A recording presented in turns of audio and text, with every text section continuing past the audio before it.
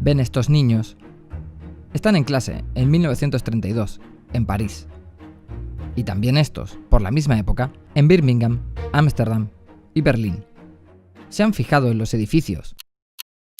Todos tienen ventanas enormes, o directamente muros abatibles. Son las conocidas como escuelas al aire, también llamadas en la época escuelas antituberculosis. Instituciones especialmente diseñadas para prevenir y combatir una pandemia que venía asolando muchas grandes ciudades durante el siglo XIX y principios del XX, y en las que, como en París, llegó a ser la causa de la muerte de la mitad de los jóvenes fallecidos en todo el siglo XIX. Y es que, durante décadas tras el descubrimiento del bacilo de la enfermedad por Robert Koch, lo único que se supo es que la bacteria era infecciosa, que sobrevivía en los lugares más oscuros y polvorientos, y que el sol y el aire limpio y el reposo mejoraban a los pacientes.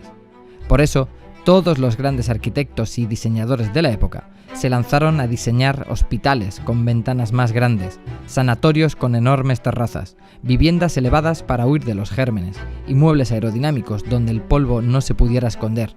Y así nació la arquitectura modernista, el gran ejemplo de cómo las pandemias han dibujado desde siempre la forma de nuestras ciudades.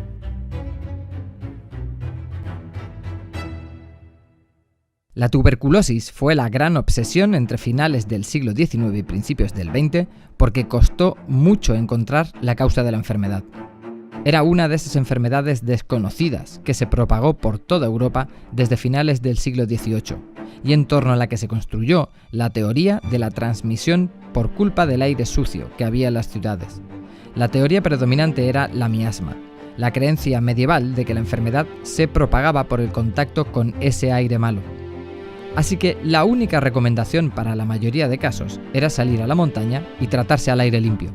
Y así fue hasta 1882, cuando Robert Koch identificó el bacilo causante de la enfermedad y se descubrió que era contagiosa y que era capaz de acumularse en las zonas de polvo. Entonces el foco pasó a las casas. Eran las casas las que estaban enfermas.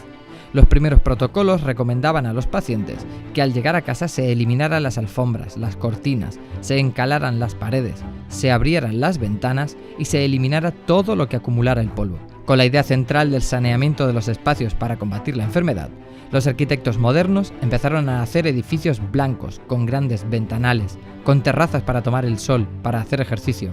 Echamos las ciudades desde muchos puntos de vista, pero una de las cosas que se tiende a olvidar es que las ciudades realmente están hechas de capas y capas de respuestas precisamente a epidemias, a amenazas de enfermedad de todo tipo. Y lo que es muy interesante es que estos arquitectos, como Le Corbusier, como Gropius, como Neutra, como todos ellos, constantemente hacen referencia a la tuberculosis. No es que digan, es que nos gusta más así, no, están diciéndolo. La arquitectura del siglo XIX es como un viejo sofá lleno de tuberculosis, o hay que levantar las casas del suelo con pilotis porque en el suelo húmedo es donde nace la enfermedad.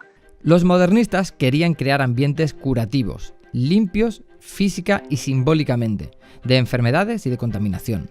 El sanatorio Paimio del finlandés Alvar Aalto se convertiría en el gran referente de las construcciones hospitalarias, con sus edificios repletos de ventanales y terrazas.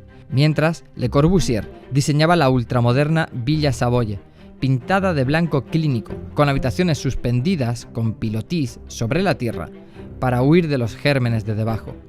Y dentro de las casas, los muebles fueron los siguientes en sufrir la reforma sanitaria. El polvo alojado en elementos decorativos era un enemigo de la higiene.